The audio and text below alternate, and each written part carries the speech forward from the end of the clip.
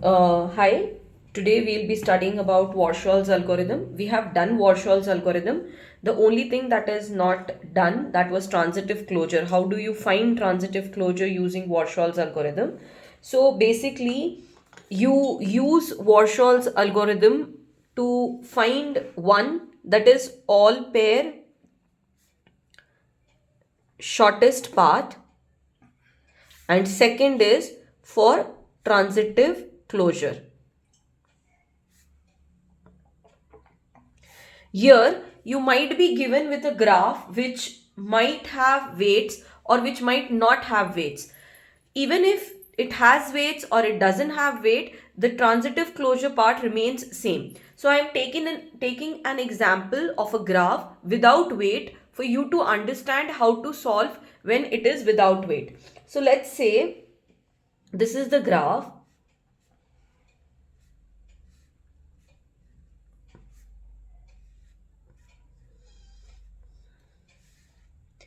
This is the given graph for which we have to find transitive closure. Now, whenever we have to find transitive closure, we'll be using adjacency matrix. So, here to check whether there is an existence of the path between two vertex is what is needed. What we were doing in our all pair shortest path also. We'll first start with step 1, that is generating adjacency matrix. Okay, now what we are going to do here, simple, we have to put in values as 0 and 1 only. If there exists a path, we will be writing it as 1 and 0 if path doesn't exist.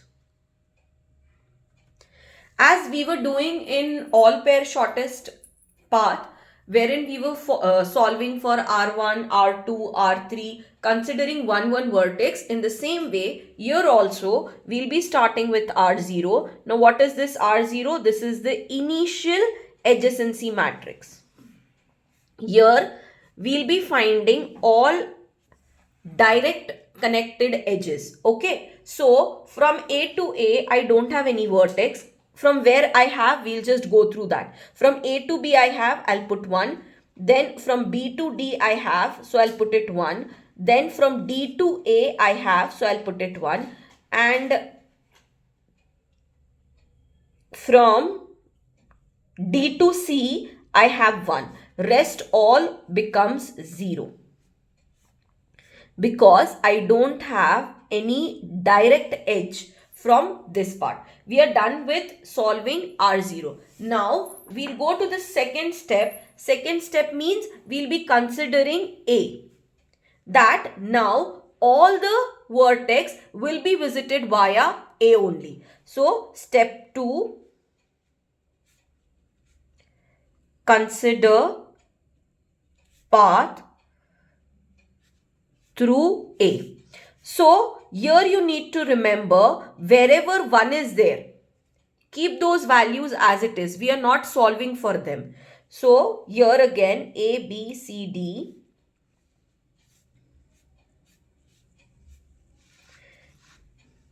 And because I am talking for A, we'll be keeping first row and first column as constant, like we did in all pair also. So here let's write first row and first column as it is. We are not going to change them. Plus wherever we had 1, we'll write them as it is. Now first thing that I have to find root is for B to B. How do I find B to B? It is B to A and A to B. Always when I'm solving for R1, I'll be referring R0. If I solve for R2, I'll be referring R1. Now how do I do it? B to A. Check in the previous matrix, B to A. Is there any edge? No. Write it as 0. And is there any edge from A to B? Yes, it is there.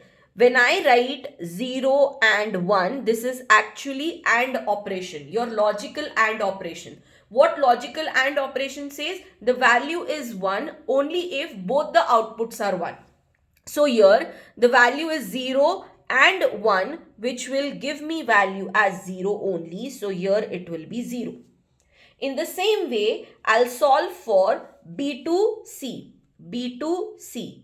What B2C will give me? B2A and A2C. B2A, is there any value? No, 0. And A2C, is there any 1? No. So 0 and 0 will give me 0 only. In the similar way, you will be finding for other values also, and this is what the output you will get. Here we have a change, so I'll just solve this value for you. That is D2B. How do you solve it? D2A and A2B. Check in the previous matrix. D2A, it is 1 and A2B is also 1. I just said it. This is logical AND operator. So 1 and 1 will give me output as 1 only. So we are done with R1 matrix. Now I'll be going to R2 matrix, but I'll be referring my R1 matrix also. So solving for R2. When I solve for R2, what am I doing actually? I am considering path through B. So here A, B, C, D. Here also A, B, C, D. Now because I am talking about B, I'll be fixing B row and B column as it is. So I'll write it first. And wherever 1 was there, I'll just put it as it is. So we are done with this. Now, wherever values are not there, I have to find those values. So first it will be A to A, but it will be via B. So I'll find for A to A. How do I write it? A to B and B to A. Check here. For A to B, do I have value? Yes, it is 1. And from B to A, do I have value? No. So it will 1 and 0 will give me 0. So it comes up to 0 only. Then in the similar way, if you find for A to C, you will get this value as 0 only.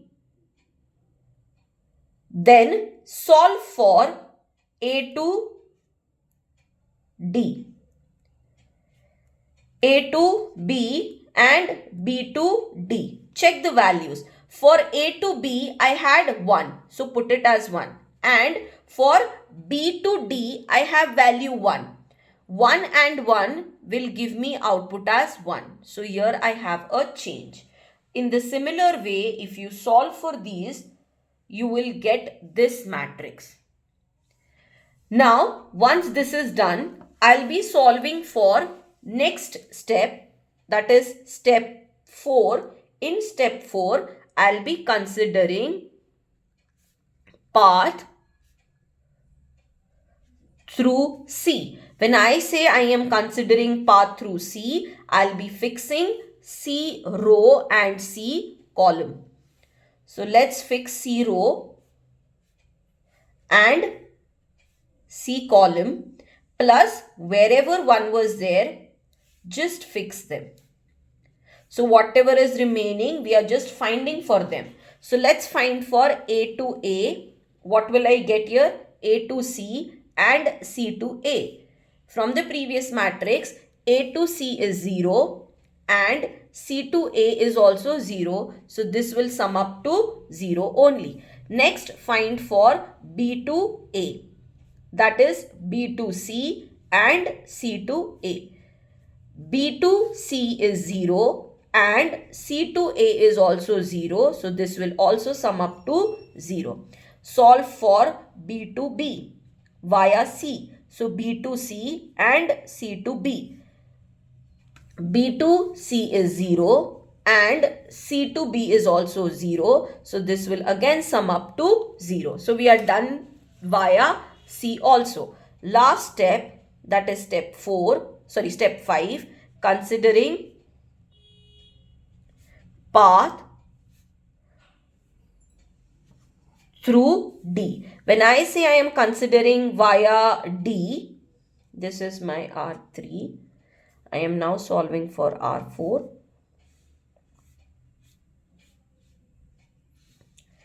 We'll be fixing